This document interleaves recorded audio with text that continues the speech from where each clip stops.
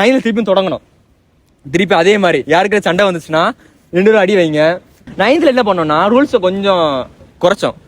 இந்த 7ல எப்படின்னா அடி குத்தலாம் ஓகேவா. ஆனா 9ல அப்படி கிடையாது, வெறும் லாக் மட்டும் தான். லாக் பண்ணி அவுட், டேப் அடிச்சா மட்டும் அவுட். அது குத்துனா ஃபவுல், 3 ஃபவுல் வந்து அவுட்.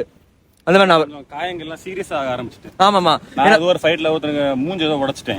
யார் மூஞ்சது? அம்மட்டும் செவிடு மூஞ்சில. இவனுக்கு ஒரு சீட் எடுத்து பாருங்க ஐயா, வெறும் பொய்யா சொல்லிக்கிட்டு தெரியலாம். லாக் பண்ணா உள்ளதான் வலி இருக்கும், வெளியே வலி இருக்காது.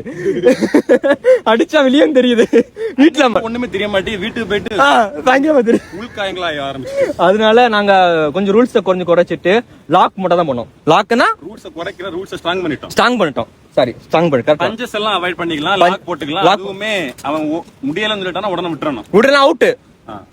அவுட் இல்ல டேப் அடிச்சா அவுட் முடிஞ்சிச்சு. ஆனா அடுத்து ஆப்போனன்ட் நின்னு எவ்வளவு சீரியஸா விளையாடுவோம்னா, மேம் வெளியே அங்க போனோம், அங்க வெளியில ஏதாவது ஷாக் பீஸ் எடுத்துருவோம் அப்படின்னு கேட்டா கூட வெளியே போனா நாங்க அவுட். லைன் தாண்ட கூடாது. லாஸ்ட் டைம் கண்ணு ஆயிட்டே இருக்கும். மேம் இவனை யாரா கூப்பிடுங்க, அவனை கூப்பிடுங்க. அவ்வளவு சீரியஸா நாங்க உள்ள இருப்போம். ஏண்டா வாழ்க்கையில உன்ட டிடி காசுன்னு இல்லையேடா, அது டெடிகேஷன் மாப்ள. நீங்க நினைப்பீங்க இந்த மாதிரி ஃபைட் நடந்துட்டு இருக்கனால யாரும் நோட் பண்ணது இல்லையா?